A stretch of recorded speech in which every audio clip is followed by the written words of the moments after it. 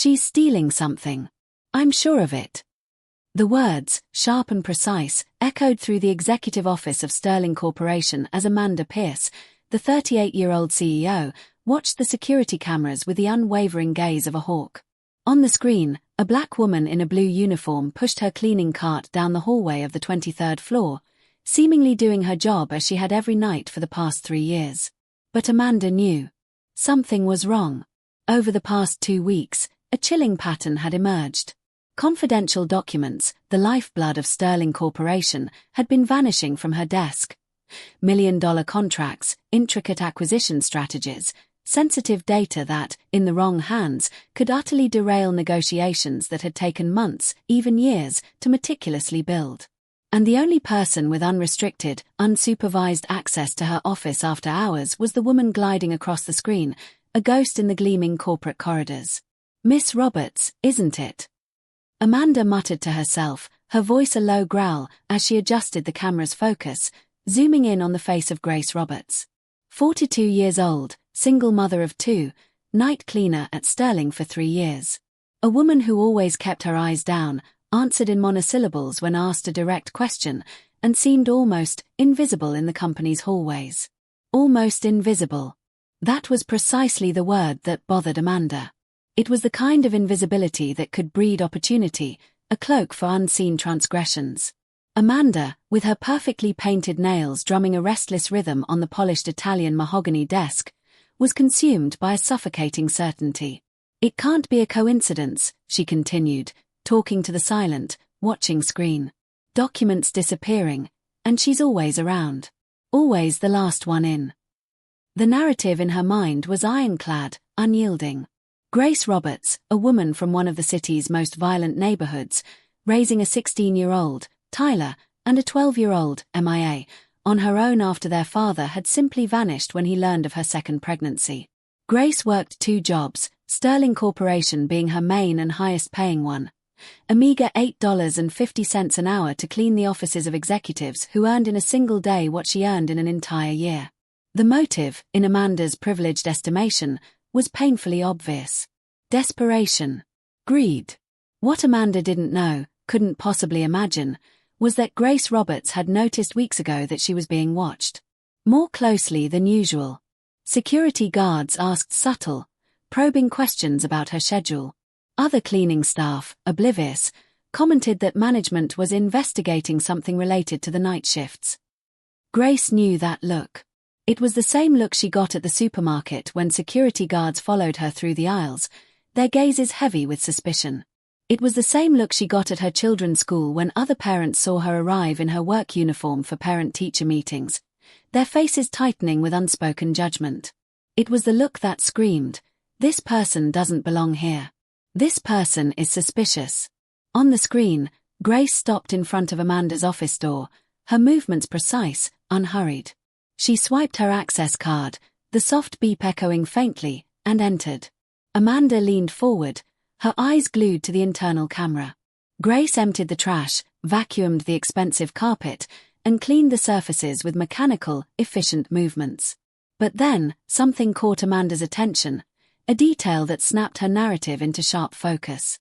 For a split second, Grace stopped in front of Amanda's desk. Her eyes didn't just glance, they scanned the documents scattered on it. It wasn't a casual look of idle curiosity. It was the gaze of someone who was reading, analyzing, understanding. "Gotcha!" Amanda whispered, a rush of cold satisfaction mixed with triumph and anger flooding through her. Finally. Visual evidence of suspicious behavior. The proof she needed. What Amanda couldn't know, wouldn't have even considered in her wildest, most arrogant dreams, was that Grace Roberts wasn't reading those documents out of curiosity or greed. She was trying to understand why a company that plastered family values across its glossy brochures was planning to lay off 200 factory workers just before Christmas, as she had accidentally read the week before. Grace had grown up watching her own mother get fired without warning from 3 different jobs, always with the same cold, corporate excuse, cost-cutting. She knew the signs. She knew when a company was about to destroy families in the name of profit. And she was determined to stop it, one silent, watchful night at a time. Amanda decided it was time to take action. This wasn't just about missing papers now. It was about a visceral certainty, a gut feeling that she, the sharpest CEO in Sterling's history, was being challenged. She picked up the phone, her perfectly manicured finger punching in the digits for the head of security. "Johnson," she commanded, her voice a low, steely hum. "I want you to discreetly follow the cleaning lady on the 23rd floor when she leaves today. Grace Roberts. I want to know where she goes, who she talks to, everything." Johnson, a former police detective with a perpetually unruffled demeanor, hesitated. "Any specific suspicions, Ms. Pierce?" "Documents are disappearing. She has full access to my office. It's the only logical explanation," Amanda declared, cutting off any further questions. She hung up the phone and returned to watching the cameras, a grim satisfaction settling in her stomach. She felt like a seasoned detective about to crack an important case. After all, she hadn't risen to the top of Sterling Corporation at 38 by being naive. She knew how to spot threats when she saw them. What she didn't realize, what her privileged vantage point completely obscured, was that Grace Roberts was harboring secrets that would not only transform Amanda's understanding of who the real thieves at Sterling Corporation were, but also utterly dismantle her world. Secrets that explained why a night cleaning lady with a high school dropout education could read and understand complex corporate contracts with the same ease with which she cleaned offices. While Grace finished organizing the executive office, meticulously wiping down surfaces and emptying waste baskets, Amanda was already planning how she would fire her the next morning. It would be quick, efficient, and leave no room for argument. A simple matter of risk elimination. The next morning, Amanda arrived at the office 2 hours early, a coiled spring of anticipation, eager for Johnson's report. The head of security was waiting for her, a thick folder in his hands and a curiously confused look on his face. "Well, Ms. Pierce," Johnson began, opening the folder, "we followed Roberts as requested, but what we found is unusual." Amanda leaned forward, expecting evidence of suspicious encounters, clandestine meetings, or document transfers. Instead, Johnson placed a series of photographs on the table. They showed Grace leaving Sterling Corporation, stopping at a cheap supermarket to buy basic ingredients, and then heading to a small, worn apartment in a government housing complex. "She went straight home," Johnson continued, his voice devoid of judgment, just stating facts. "She made dinner for her kids, helped the youngest with homework until almost midnight, and then went back to another job at a nearby hospital. Early morning cleaning shift. She works until 5 o'clock in the morning, sleeps for 3 hours, and then wakes up to make breakfast for the kids." Amanda frowned, irritated by the apparent normality of the report. "And what else?" "Well, there is one strange thing," Johnson hesitated, his brow furrowing deeper. "While she was helping her son with his homework, we watched through the window and saw that she was solving advanced math and organic chemistry problems. High school level, but college material. The boy was struggling, and she was explaining complex concepts as if she were a teacher." Something stirred in Amanda's stomach, a fleeting, uncomfortable sensation, like a ripple disturbing perfectly still water. But she ignored the feeling, dismissing it with the swift certainty of her own ingrained biases. Maybe she looked it up on the internet. Or memoized answers. Desperate people will do anything to seem smarter than they are. Johnson, however, wasn't finished. "There's one more thing, Ms. Pierce. We checked her employment history more thoroughly. Before working here, Grace Roberts spent 3 years cleaning offices at accounting and law firms. Always on the night shift. Always with access to confidential documents. And at all of these companies, shortly after she started working, important cases were won or lost in inexplicable ways." A wave of satisfaction rushed through Amanda's veins. Finally, a suspicious pattern. "Keep digging," she ordered, her voice sharper, more authoritative. "I want to know her every move. And Johnson," she paused, choosing her words carefully, "step up surveillance. If she's planning something, we need to be ready to act." Meanwhile, Grace Roberts felt the weight of eyes following her through the corridors of Sterling Corporation. 3 decades of life, spent navigating a world that constantly sought to diminish and dismiss her, had taught her to recognize when she was being hunted. It was the same instinct that had alerted her when Tyler started getting involved with the wrong crowd, The same instinct that made her change course when she noticed store security guards watching her suspiciously during her lunch break. Grace found Denise, one of the few black employees in a management position at Sterling, a woman whose face was etched with the same weary understanding. They sat down at a quiet table in the cafeteria. "They're asking about you," Denise whispered, looking around nervously, her voice low. "Human resources, security, even some executives. They say documents are going missing." Grace nodded calmly, as if she already knew, which she did. "And what did you say?" "The truth. That you're the most reliable employee we know. That you're never late, never absent, never complain." Denise leaned forward, her voice dropping further. "But Grace, be careful. You know how these things work. When a company needs a scapegoat, they always pick someone like us." Grace looked out the window at Sterling's gleaming corporate building, a monument to ambition and profit, where executives earned more in annual bonuses than she would see in her entire life. "Denise," she said, her voice soft but steady, "can I ask you a question? Have you ever read the contracts you type up for the company's lawyers?" Denise looked at her incredulously. "Of course not. They're confidential. And even if they weren't, I wouldn't understand all that legal jargon." Grace smiled softly, a knowing, almost mischievous glint in her eyes. "What if I told you that I understand every word of those contracts? That I know exactly what Sterling is planning to do to the factory workers next month?" Denise's mouth fell open.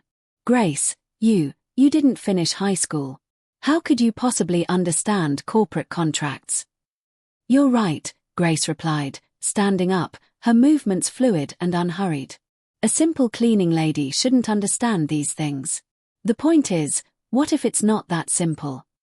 That night, Amanda decided to conduct her own investigation. Dressed casually, she drove to the housing project where Grace lived. From her car, she watched the small third-floor apartment where the lights were still on at 11 o'clock at night. Through the open curtains, Amanda could clearly see Grace at the kitchen table, surrounded by books and papers. But they weren't magazines or popular novels. Even from a distance, Amanda could make out dense text, complex graphs, and what appeared to be advanced academic material. Tyler, the 16-year-old son, approached the table, carrying a cup of coffee for his mother. Amanda watched the interaction, affectionate, respectful. But something in the boy's posture suggested that he saw Grace not only as a mother, but as an intellectual mentor. Amanda grabbed binoculars from the glove compartment and adjusted the focus on the table. Her breath hitched. She recognized a copy of Sterling Corporation's quarterly financial report, the very same document she had accidentally left on her desk the week before. But next to it, Grace had spread out analyses, hand-drawn graphs, and calculations that demonstrated complex cash flow patterns. How does a cleaning lady have access to this kind of analysis? Amanda muttered to herself, feeling a mixture of anger and something she couldn't quite identify, a creeping unease that challenged the very foundations of her worldview. Grace looked up from her work. And for a moment that lasted an eternity, she looked directly at Amanda's car. Even in the darkness, through the distance, through the binoculars, Amanda felt like she was being seen, analyzed, understood in a way that made her feel exposed and vulnerable. Grace didn't look away. Instead, she tilted her head slightly, in an almost imperceptible nod, as if to say, "I know you're there. And you should know that I know." Amanda lowered her binoculars, her hands shaking. For the first time since she had taken control of Sterling Corporation, she felt that she was not in control of the situation. Worse, she felt that perhaps she never had been. As she drove back to her penthouse apartment, Amanda couldn't get that look out of her mind. It wasn't the look of a criminal caught red-handed. It was the look of someone who had been waiting to be discovered. Each new attempt at intimidation only strengthened something inside Grace that Amanda couldn't understand, an unshakable calm that suggested preparation, knowledge, and even more disturbing, total control over a situation Amanda believed she was driving. What the privileged CEO couldn't imagine was that every move of pursuit and suspicion was exactly where Grace Roberts wanted it to be, like pieces being placed on a board whose rules only one of the two women truly knew. The next morning, Amanda called an emergency meeting with the entire security team, her voice sharp, her resolve hardened by the unsettling encounter the previous night. "I want total surveillance on Grace Roberts," she commanded, her gaze sweeping over Johnson and his bewildered team. "Cameras, wiretaps, monitoring her comings and goings, everything within the law. But I want to know her every move." Johnson hesitated, a flicker of discomfort in his eyes. "Ms. Pierce, that could look like racial profiling. Harassment, even." Amanda's voice cut like ice, devoid of warmth or empathy. "An employee with unrestricted access to my confidential documents is clearly engaged in suspicious activity. This has nothing to do with race, Johnson. It has to do with corporate protection." Yet, even as the words left her lips, Amanda knew she was lying to herself. Something about Grace Roberts bothered her in a way that transcended mere corporate security issues.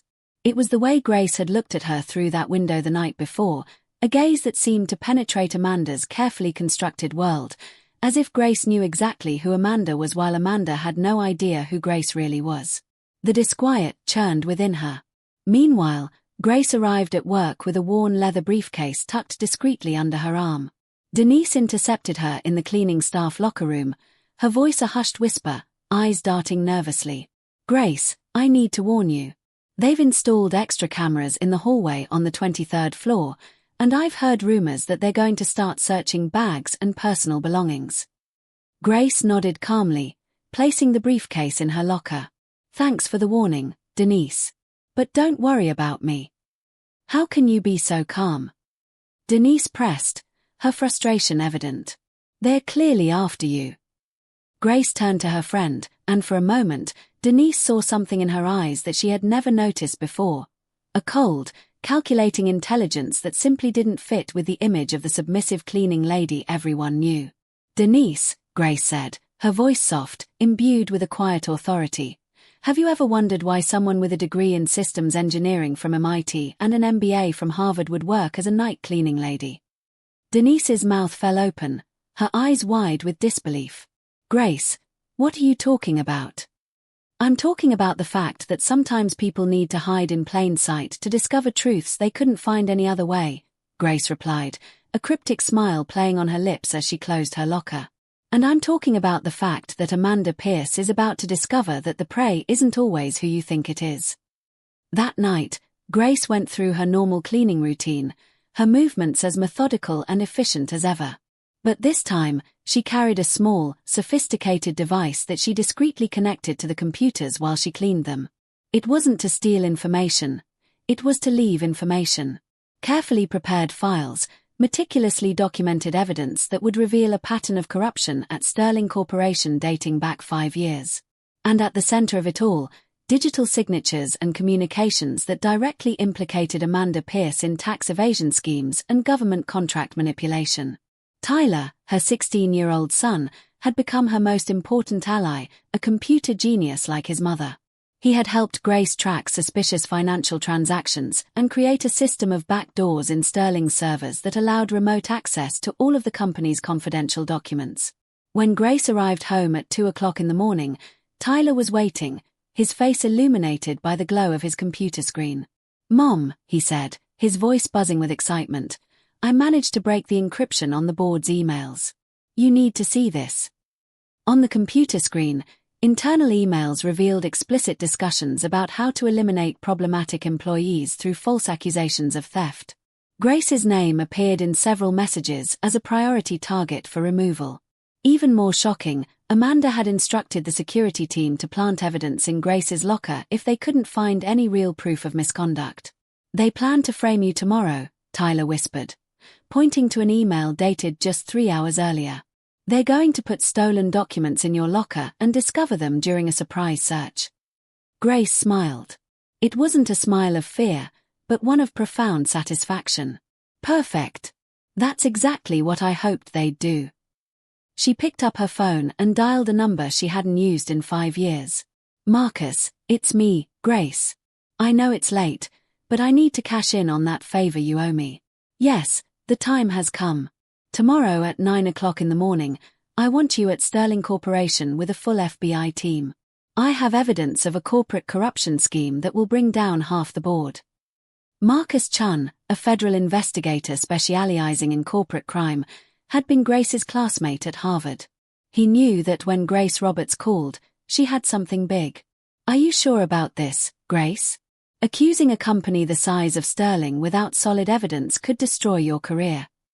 "Marcus," Grace replied, her eyes fixed on the screens filled with the evidence Tyler had compiled. "My career was destroyed 5 years ago when I reported similar practices at my previous company. The difference is that this time, I've prepared properly." While Grace coordinated the final details of her operation, Amanda was in her penthouse apartment, sipping expensive wine, utterly oblivious to the intricate trap closing around her. She was planning the public humiliation of a cleaning lady who had dared to challenge her. "Tomorrow morning, Grace Roberts will find out where she belongs," Amanda murmured to herself, watching the city lights through the floor-to-ceiling windows. "And everyone at Sterling will learn what happens when someone tries to cheat me." What Amanda couldn't imagine was that Grace Roberts had already discovered exactly where her place was, and it wasn't cleaning the offices of Sterling Corporation. It was exposing the rot that hid behind the expensive suits and important titles. In 12 hours, when the sun rose over the city, one of these two women would discover that she had completely underestimated the other. And the one who had miscalculated would lose much more than just a job or a reputation. Grace checked her watch. 5:47 a.m. In less than 4 hours, Amanda Pierce would discover that when you hunt someone who has been a much more experienced predator than you, sometimes you find out that you've been the prey all along. What that arrogant CEO was about to discover about the true identity of the woman who had spent the last 3 years cleaning her office would completely transform her understanding of power, intelligence, and the dangerous art of underestimating people based solely on the color of their skin and the uniform they wear. At 8:55 a.m., Amanda Pierce walked through the gleaming halls of Sterling Corporation with the unshakable confidence of a predator who had finally cornered her prey. Johnson, the head of security, followed closely behind her, carrying a small box of evidence, confidential documents that had supposedly been discovered in Grace's locker during a pre-planned, routine search. "Are you sure she's not here yet?" Amanda asked, adjusting her expensive blazer as they headed toward the cleaning lady's locker room, a cruel smile playing on her lips. "Confirmed, Ms. Pierce. Grace Roberts should be arriving in 5 minutes for the extra day shift she requested yesterday." It had been a stroke of genius, Amanda thought, to subtly force Grace to take an extra shift during the day. It would be so much more humiliating to fire her publicly, with other employees watching, than discreetly in the dead of night. But when they reached the break room, they found Grace already there, calmly organizing her cleaning cart. Next to her, Tyler, her 16-year-old son, stood with a digital camera, clearly recording. The sight sent a flicker of unease through Amanda, but she quickly suppressed it. "Good morning, Miss Pierce," Grace said, without looking up, her voice even, almost serene. "I hope you slept well last night. I imagine it must have been difficult, with all the anxiety about what would happen today." Amanda felt a sudden chill in her stomach, a prickling sensation of cold dread, but she maintained her authoritative posture, her voice a practiced steel. "Grace Roberts, on suspicion of theft of intellectual property from Sterling Corporation, you are fired, effective immediately. Security will search your belongings." Johnson, following the script, opened Grace's cabinet. As planned, he found a folder with the confidential documents. "Ms. Pierce, here are the contracts that disappeared from your desk," he announced, his voice devoid of emotion. Grace finally looked up, and Amanda saw something that made her take an involuntary step back. It wasn't fear, or despair, or even anger. It was genuine amusement, a quiet, almost dismissive satisfaction. "Perfect timing," Grace said, looking at Tyler. "Did you get all of that on tape?" "Every second, Mom," Tyler replied, his young voice steady, especially the part where he planted the documents. Amanda felt the blood drain from her veins. Her carefully constructed facade fractured. "What are you talking about?" she stammered, her voice suddenly thin, reedy. Grace stood up slowly, deliberately, removing her cleaning apron for the very last time. Beneath it, she wore a discreet but elegant suit, a stark contrast to the uniform that had been her disguise. "I'm talking about the fact that Tyler hacked into Sterling's camera system 3 weeks ago and has been recording all your conversations about planting evidence against me." At that precise moment, loud, authoritative voices echoed down the hallway. Amanda turned, her eyes wide with a growing horror, to see Marcus Chun, federal investigator, entering the locker room, flanked by 4 FBI agents.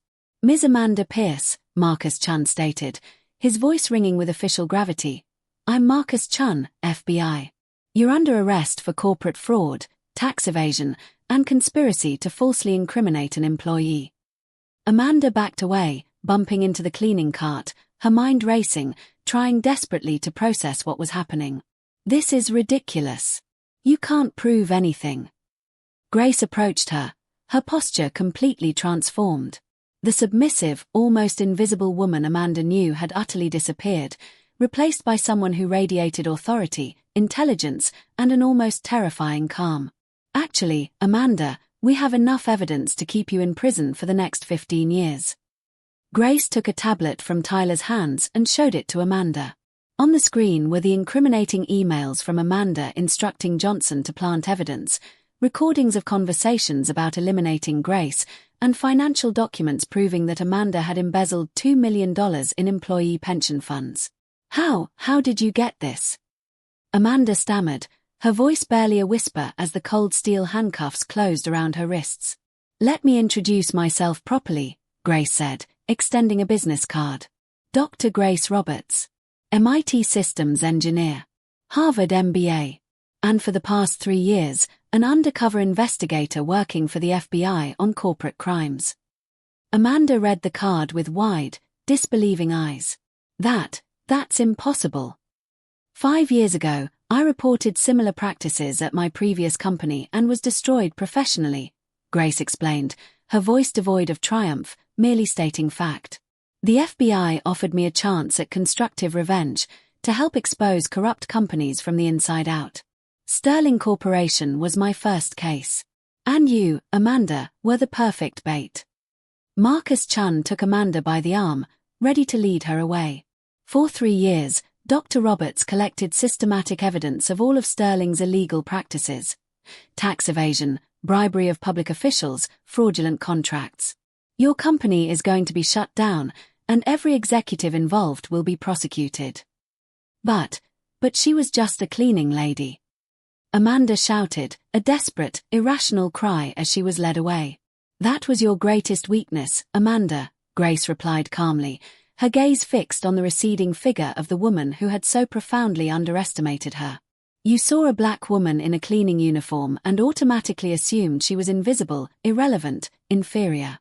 It never occurred to you that someone with 2 degrees from elite universities would choose to disguise herself as a cleaning lady to expose people like you." As Amanda was led away by federal agents, Grace turned to the Sterling employees who had gathered to watch the spectacle. Denise was among them, tears in her eyes, a mixture of shock and profound relief washing over her face. "For 3 years, you watched me clean these hallways every night," Grace said, her voice carrying through the hushed corridor. "What you didn't know is that while I was cleaning, I was also documenting every crime this company committed against honest employees like you." Tyler handed his mother a second folder. Grace opened it and showed documents proving the illegal firings, the manipulation of benefits, and the schemes to steal pension funds that would affect hundreds of families. Sterling Corporation will be reorganized under federal supervision. Honest employees will keep their jobs, receive their stolen benefits with interest, and work in an environment where no one will be judged by the color of their skin or the uniform they wear. As Grace walked through the hall she had cleaned for 3 years, now as the investigator responsible for bringing down an empire of corruption, a single question remained. How many other Amanda Pierces were there in the corporate world, thinking they were predators, unaware that sometimes the real hunter is the one you least expect to find pushing a cleaning cart? 6 months later, the sterile hallways of Sterling Corporation, once a stage for quiet oppression, hummed with a different energy. Grace Roberts walked those same corridors, but this time, her stride was unhurried, purposeful. She was now the National Director of Corporate Integrity, a position created especially for her by the new, reformed Board of Directors. Her salary of $200,000 a year was a stark, almost poetic contrast to the $8.50 an hour she had earned as a cleaning lady, a salary 23 times greater, a tangible testament to her true worth. Her personal life, too, had been transformed. Tyler, now 17, had been accepted to MIT on a full scholarship, following directly in his mother's footsteps at the very university where Grace had earned her first degree. Mae, 13, was now leading the programming club at her private school, an endeavor funded by the educational fund Grace had set up with part of her bonus for exposing Sterling's corruption. The quiet dignity Grace had maintained through years of being underestimated had finally blossomed into a legacy of empowerment for her children. Amanda Pierce, on the other hand, discovered that falling from the top of the corporate pyramid was far more painful than the arduous climb up. Sentenced to 15 years in prison for corporate fraud and conspiracy, she now shared a 2x3 cell with a woman who showed absolutely no interest in her former business achievements. "Pierce, it's your turn to clean the toilets," shouted the guard, handing her cleaning supplies and a blue uniform identical to the one Grace had worn at Sterling. The irony, a bitter, palpable twist of fate, was not lost on anyone in the federal women's prison where Amanda had become known simply as the CEO who fell. At Sterling Corporation, the transformation was complete. The company, now under new, ethical management, had implemented diversity and inclusion policies that quickly became a model for the entire corporate sector. Grace had personally insisted that all cleaning, security, and maintenance employees receive 200% pay raises and full educational benefits, a powerful statement of valuing every individual, regardless of their role. Denise, now promoted to Human Resources Manager, often commented to other employees about the profound lesson they had all learned. For 3 years, we walked past Grace Roberts every day without truly seeing her. How many other brilliant people are we overlooking simply because they don't wear expensive suits? Marcus Chun, the federal investigator, had used the Sterling case as a blueprint for creating a national program to combat corporate corruption. "What makes Dr. Roberts' work so exceptional," he would explain at conferences around the country, "is that she proved that the best investigation happens when you become invisible to those who underestimate your ability based on their prejudices." Grace kept a framed photo on her new, spacious desk. Tyler and Mea smiling brightly, standing next to the very cleaning cart she had used for 3 years. It wasn't a photo of humiliation, but of remembrance, a powerful reminder that dignity doesn't depend on the work you do, but on the integrity with which you do it. "Mom," Tyler said one morning as Grace was getting ready for another day as an executive, "do you miss anything about being a cleaning lady?" Grace smiled, adjusting the blazer that now fit her naturally, no longer a disguise. "I miss the simplicity. The transparency. When you clean offices at night, you see people as they really are, when they think no one is watching." She paused, her gaze distant for a moment. "Now, as an executive, I have to work harder to see past the masks we all wear during the day." The most powerful lesson emerging from the Sterling saga wasn't just about justice or clever revenge. It was about the deadly danger of underestimating people based on superficial appearances. Amanda Pierce had built an empire based on the belief that a work uniform equaled a lack of intelligence, that black skin meant inferiority, that social status determined intellectual capacity. Grace Roberts had proven, unequivocally, that these prejudices are not only false, they are catastrophically dangerous to those who hold them. While Amanda wasted energy chasing a mere janitor, the real threat to her criminal operation was methodically gathering evidence that would destroy her empire. The office Grace now occupied was the very same one Amanda had, with one crucial difference.